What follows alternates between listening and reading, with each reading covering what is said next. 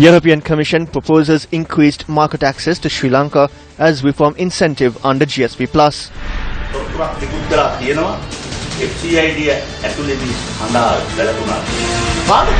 Will ACTA be sneaked into the national agenda? Gum at the door-to-door to recommence tomorrow. If you want to know what's been happening here at home and across the world, well, you're tuned in to the correct channel. A very good evening and welcome to Primetime News live on Newsfirst. I'm Mahina Bongzo. Hello there, very good evening to all our viewers. I'm Joel Outskoon. We start off today with a look at our top story.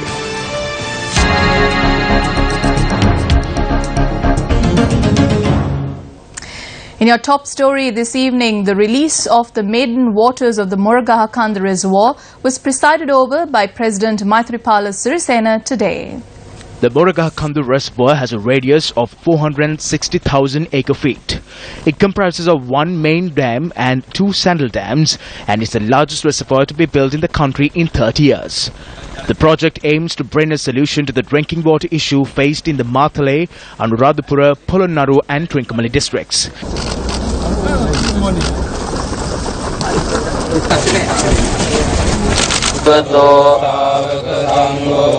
The maiden waters were released to the reservoir amidst the chanting of Pirit at the auspicious time today.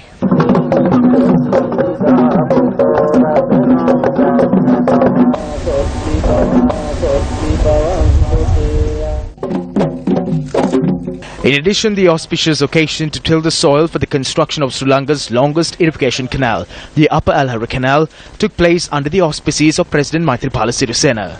The 103-kilometer long canal will connect Moragahakanda and the Mahakanadharava tank. I consider today as one of the happiest days of my life.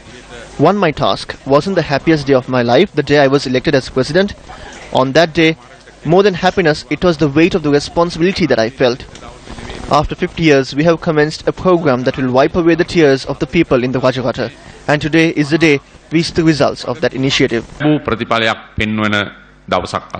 president also commented on the current status of the country. Some had passed negative remarks and insulted us when we were importing rice. As the crisis is a natural one, we cannot leave the people in hunger. Today, the price of rice is increased. Taking the situation at hand into consideration, we decided to immediately import rice for the people. In the coming 2 weeks, we will have to import rice which is necessary for the people. There are those who always criticize the operations of the government. I must make it clear that the country faces an economic crisis. This is not something that came about during the 2 years that we were in power. The economic crisis has arisen due to the heavy debt obtained by the previous regime for monumental development drives. The Sri Lanka Freedom Party convened a media briefing today.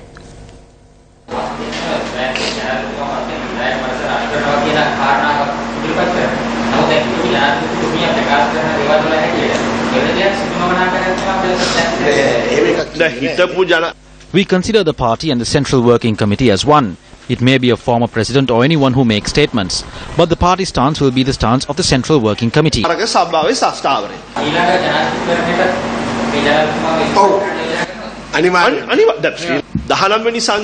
Definitely. We all should keep in mind that this president will be in office for 6 years, as he was elected through a public mandate. So we all should agree to the fact that the next election will be held under the guidance of President Maithripala Sirisena.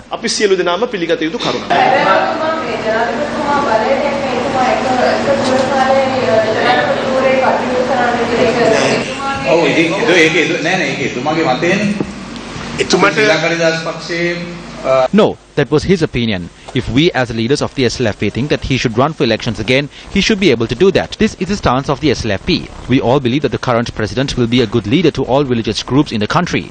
If the executive presidency is not abolished by 2021, we will request our current president to run for the presidential election again.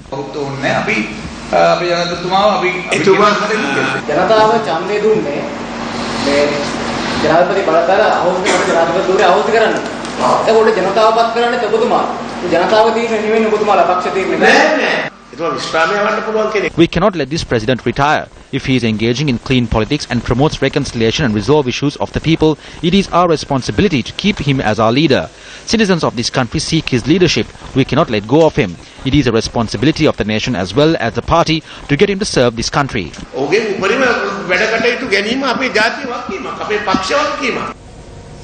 Let us now take a look at the views expressed about the constitutional reform process during the cabinet media briefing today. Yesterday at a press conference, former President Chandrika Bandaranayake said that the new constitution will be based on the constitutional reform she presented back in 2002.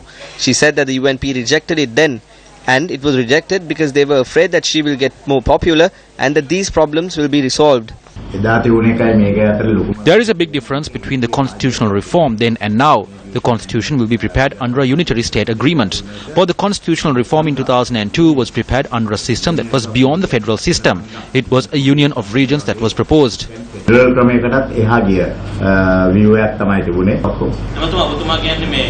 Are you saying that the constitutional reform that was brought under the presidency of SLFP's Chandrika Bandaranayake, together with former President Mahinda Rajapaksa, was beyond the federal system?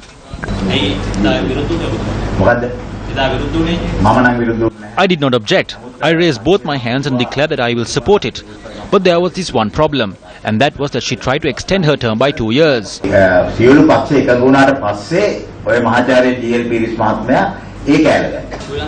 Central Committee of the SLFP decided not to abolish the executive presidency, but that is against the public mandate.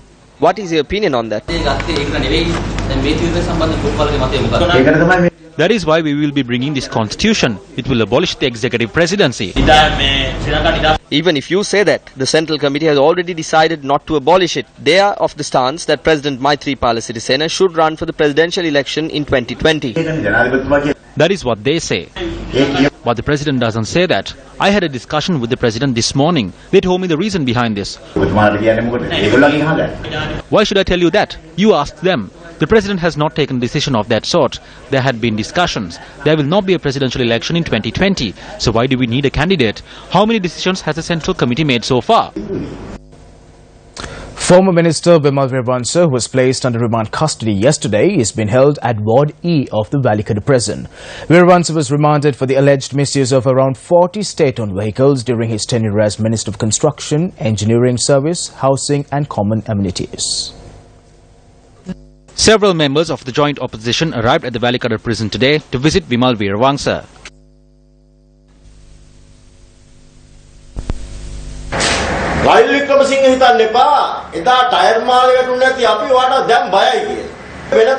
Do not think we are afraid of you, Ranil Wickremesinghe. Do not try to play cat and mouse with us. If you do, you will lose your post of Prime Minister and the government. Your dearest friend Arjuna Mahendran has given written evidence to COPE that it was done under your directive. COPE is in possession of that evidence. So, if Bimal Veerwansa is involved with this allegation, then Ranil Wickremesinghe is also involved with that allegation. You better put on a jumper suit and be prepared to be remanded the day this allegation is taken up. You will definitely be remanded for the allegations on the bond issue. The evidence has already proven this.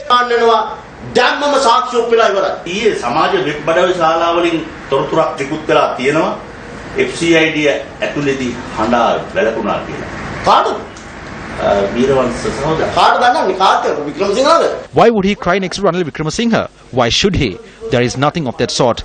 He happily bowed down to the court's verdict and entered remand custody.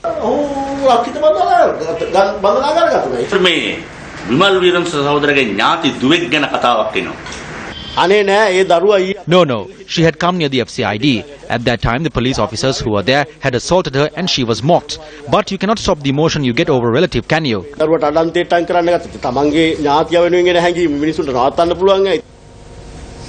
Questions on the arrest of parliamentarian Bimal Veerwansa were raised at the cabinet media briefing today. The loss has been calculated at 91.6,035,591 rupees. It is important to know who obtained these vehicles. Among these 40 persons are Bimal Veerwansa's nephew Ridma Vimukti Veerwansa, his other nephew Lalit Pushpa Kumara, his brother-in-law Ananda Asoka Kumara, his other brother-in-law Ananda Priyadarshana, his sister Nilani Veerwansa Veerasinghe. These examples highlight the serious nature of this issue. It has been revealed that the vehicles were given to persons who have no connection to official activities at all. A current UMP member served as chairman of the State Engineering Corporation back then. Why is he not arrested on this matter? Police reports note that these issues did not take place during his tenure. Ashu Madasinghe was the first appointment made after I left. He was appointed in 2010 and he resigned in 2011. He made his request to me and then resigned. He is a former member of the JVP and is not associated with such malpractices. What about the Deputy Minister during the time of Bimal Weerarangsa? Who was it? Lasantha Alagiyawanna. On early occasions, was the Deputy Minister also brought in with the Minister? I'm not speaking of the report mentioned by one person. In the B report, it notes that if the person who took the decisions is not being brought, all the others must not be brought there. Minister, you justify the reasons for the punishment for the misuse of funds worth 91 million. What about the loss suffered in the bond scam? What is the connection between the two incidents? Are you saying that because there is a bond scam, these matters must not be probed? It is said that several media personnel are involved. Those cannot be mentioned.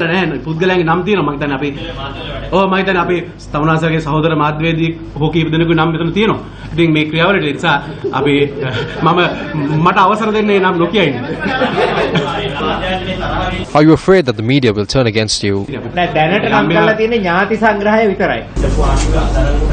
During the run-up to the elections, you spoke of mega deals, but arrests are made only for the misuse of vehicles.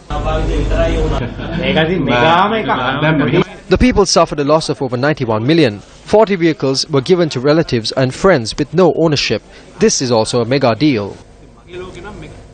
SLFP members were questioned over the arrest of MP Bimal Weerarangsa.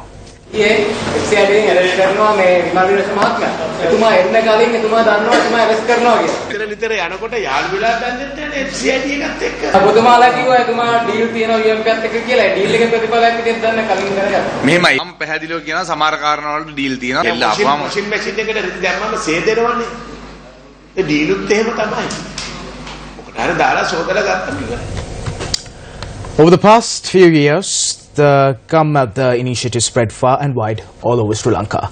The Come at the Community Development Program was further strengthened through the Come at the Door-to-Door campaign. Thereafter, the program was named the Gum at the 100 Days Movement, which saw many development drives initiated across the country. During the 100 days, as per the requests made by religious leaders and members of the public, we have decided once again to go door to door to be the voice of the voiceless. Well, that's right. Thereby starting tomorrow, News First will reach out to the most rural and vulnerable villages spread across the country. Today, News First called on the Mahasangha and briefed the Venerable Tevas on the second phase of the Gum at the Door-to-Door campaign. We first called on the Mahanayaka of the Malwatu chapter of the Siam sect. මේ අපේ ටික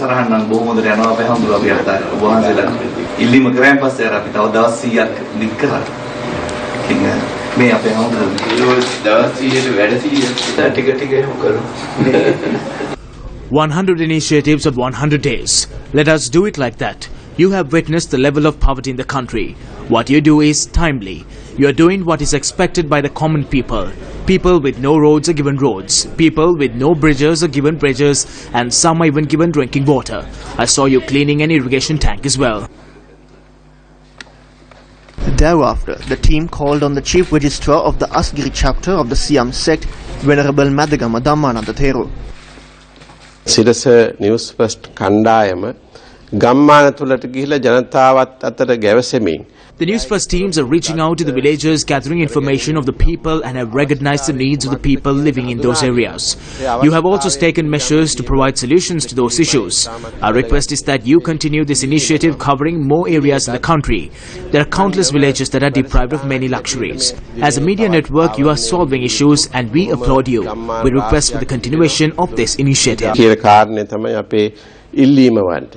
His Eminence, Malcolm Cardinal Wanjit, the Archbishop of Colombo, also blessed the initiative. We are very happy that Sirasa News First Gammeda program is going into the villages and meeting people in their own situations, because that helps to make the general public aware of the real situation that exists at the village level.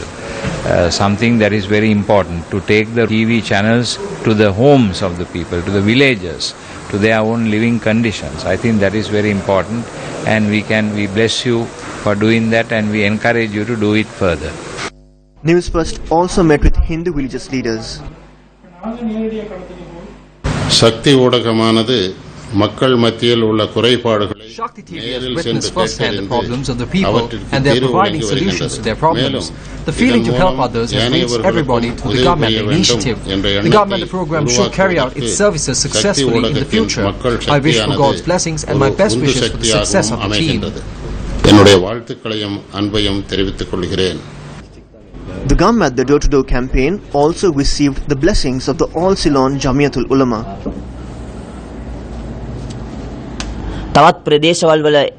People in other areas anticipating support. We request you to reach out to any other rural places in Sri Lanka and provide them with whatever assistance you can. ඒගොල්ලන්ට අවශ්‍ය සියලුම දේවල් ඔබලාට පුළුවන් ආකාරයට ලබා දෙන්න කියා. Starting tomorrow, Newsfirst will visit areas covering all 25 administrative districts in the country, starting from the Gurunagala, Ratnapura and Vaunia districts. The Human Rights Watch said today that Sri Lanka's government should promptly implement recommendations on transitional justice proposed by the Consultation Task Force or CTF. The Human Rights Watch says that the report reflects the first broad survey of Sri Lankan citizens on their aspirations for truth and justice as called for by the October 2015 resolution of the United Nations Human Rights Council. Key among the task force recommendations is the creation of a war crimes court comprised of both international and national judges and other officials with no time limit on its jurisdiction. It adds that a new government elected in January 2015 undertook a more conciliatory approach to domestic and international efforts to address the matter, and in October 2015 agreed at the Human Rights Council to establish at least 4 mechanisms on transitional justice, of which the consultations were part. Sri Lanka is on the March 2017 agenda of the Human Rights Council, where High Commissioner for Human Rights Zaid Rad Al Hussein is expected to report on Sri Lanka's compliance with the resolution. Minister Sajid Premadasa, speaking in Tissamaharama, was vocal on perks and benefits being given to family members of politicos. My father never distributed the vehicles of the Ministry of Housing and Construction amongst the family and friends. What was done during the previous government was that power was gained through lies. Positions were obtained and the perks and benefits of the Ministry of Housing and Construction were given among the family and friends. That is the difference in housing between the Premadasa era and the Rajapaksa era. The foundation stone for the 244th Udagammana in Uddrakanda, Tissamaharama was laid under the auspices of Minister Sajid Premadasa. The Australian government, together with the Ministry of Skills Development and Vocational Training, launched the Skills for Inclusive Growth program at the Australian House in Colombo this morning. Under this program, the Government of Australia will provide aid and technical assistance to strengthen the Sri Lankan tourism sector. The event was graced by the Australian High Commissioner to Sri Lanka, Bryce Hutchison, and Minister of Skills Development and Vocational Training, Mahinda Samarasinghe. Gratitude to the Australian government for providing a significant amount of financial resources to undertake this project, not by way of a soft loan or a concessionary loan, but by way of a grant. There are not a number of projects that are undertaken in this country. Some in the past have been undertaken by resorting to borrowing from countries at commercial interest rates. This has increased the public debt level, some say even beyond the GDP of this country. Our government is now saddled with this enormous challenge of reducing the public debt, paying off these loans, as well as ensuring that the benefits this country gives to the people of this country continues. Today it's my honour to announce formally a new and exciting element of the development partnership, and that of course is the Skills for Inclusive Growth. Under this Skills for Growth program, Australia will be providing 1.6 billion rupees of Australian aid and technical assistance over 4 years to strengthen Sri Lanka's tourism sector and the training system that supports this industry.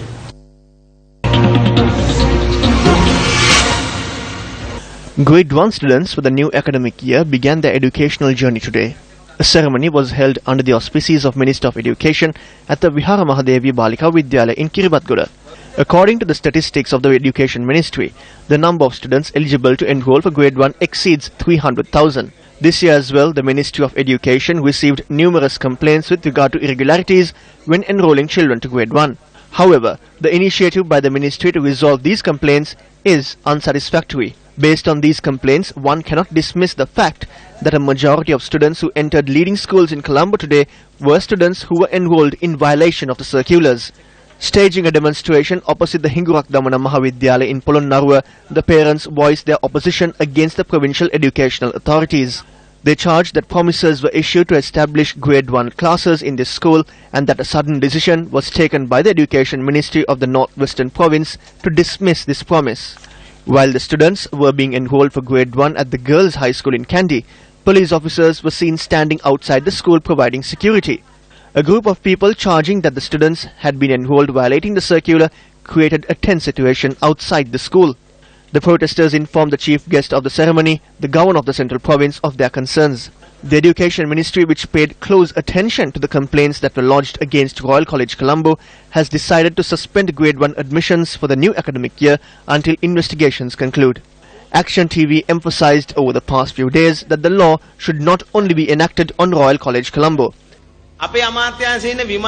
We started with 1 or 2 because of the number of investigative officers we have at the ministry. Once these are over, we will look at other schools as well. We will investigate the schools against which the majority of complaints were lodged and we will take the appropriate action. We suspended Grade 1 admissions for Royal College Colombo. I will receive this report later today. According to the information I have received, students have been enrolled using addresses of embassies, vehicle parks. Addresses of parliamentarians have also been used without their knowledge. All boys have gotten involved in this. We have uncovered issues pertaining to monetary transactions as well. We will consider this and grant opportunities for those who live close to the school and those who are truly deserving to enter these schools. Based on the existing circulars, it is the duty of the Ministry of Education to investigate whether schools have enrolled students who meet the required criteria. It is also up to the Ministry to rectify these mistakes and to punish those responsible. Providing a weak excuse, such as a lack of manpower to investigate these complaints, does not provide the Ministry with a free pass. Less than 400 schools come under the purview of the Ministry of Education. However, the Ministry has only investigated 1 school during the course of 1 month. This simply goes to show that the work of the Ministry of Education does not live up to their hype.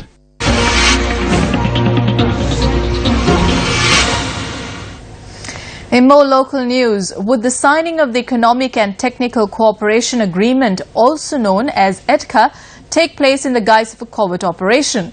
Professionals raised the question today. On the 4th of January, a discussion about ETCA was held between our country and India without informing anyone. The meeting ended without reaching into a final decision. One of the main factors that was discussed was the movement of persons. According to this agreement, many including the Prime Minister say that the people won't be moving to Sri Lanka from India. They are currently discussing this issue. We clearly see that they discuss everything in a covert manner and will then try to fool the general public. They have fooled the Parliament to engage in this. අපි බලය දුන්න පාර්ලිමේන්තුවත් අන්දලා තමයි මේ වැඩේ කරන්න හදන්නේ. අපි දකිනවා එත්කා. We know that an agreement named ETCA with the Indian government will come into effect in the near future.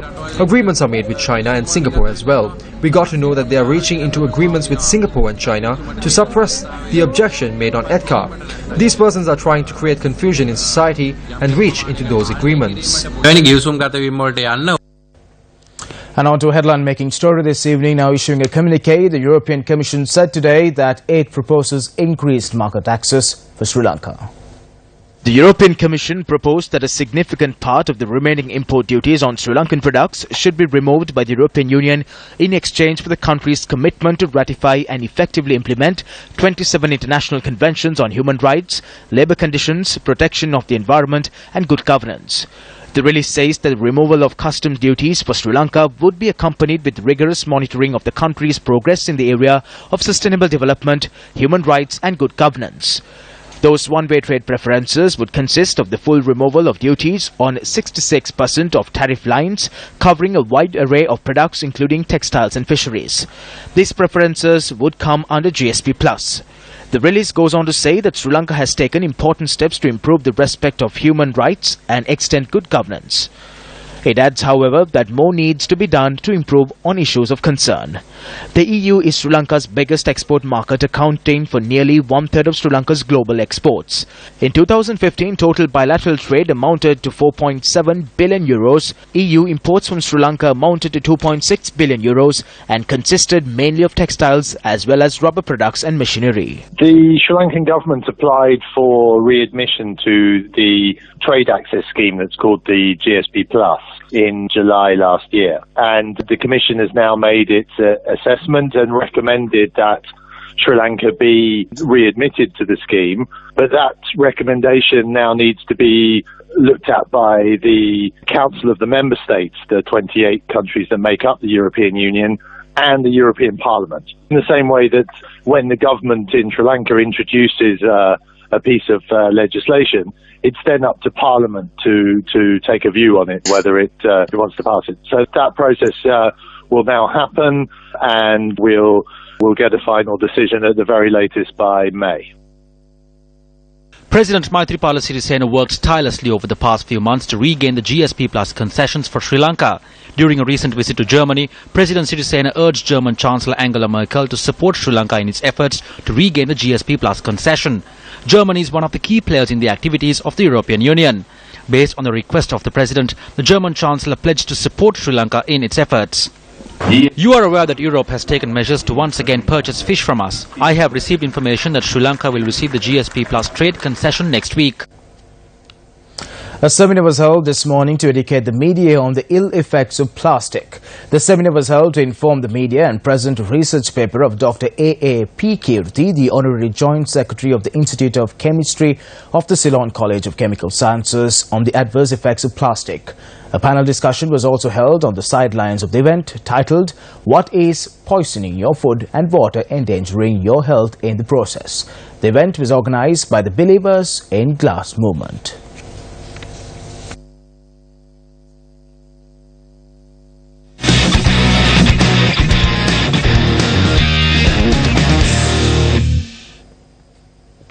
Hello and a very good evening. I'm Dasani Athada for News First, and in your sports news, it's cricket. A 15-member Sri Lankan squad to take on South Africa in the T20 series is named today. Uncapped batting all-rounder Tixula De Silva has also been included in the 15-man squad. The team will be captained by Angela Matthews with Dinesh Chandimal as his deputy. A statement issued by Sri Lanka Cricket said that Danushka Gunatilaka, Sikuge Prasanna, Niroshan Dikvalla, Asela Gunaratne, Sachit Patirana, Lakshan Sandakan and Nuwan Kulasekara are scheduled to fly out to South Africa tomorrow. Sri Lanka's leading paceman Suranga Lakmal, wicket-keeper batsman Kusal Mendis, Dhananjay De Silva and Isuru Udana also made up the T20 squad to take on South Africa. 23-year-old Tixula De Silva, a hard-hitting batsman who is also a right-arm paceman of Chilaw Marians, is also expected to fly out tomorrow. The three-match 2020 series will commence on the 20th of this month at the Centurion. Meanwhile, South African opening batsman Stephen Cook says that his side is looking forward for a 3-0 whitewash over Sri Lanka in the third and final test, which will be played at Johannesburg tomorrow. Sri Lankan skipper Angela Matthews said that his side is looking to end the test series with a consolation win against the Proteas. Well, you're now up to date on the day's unfoldings. For more, log on to our website, www.newsfirst.lk. I'm Joel Outsburg. And I'm Mahina Bongso. Good night. Good night.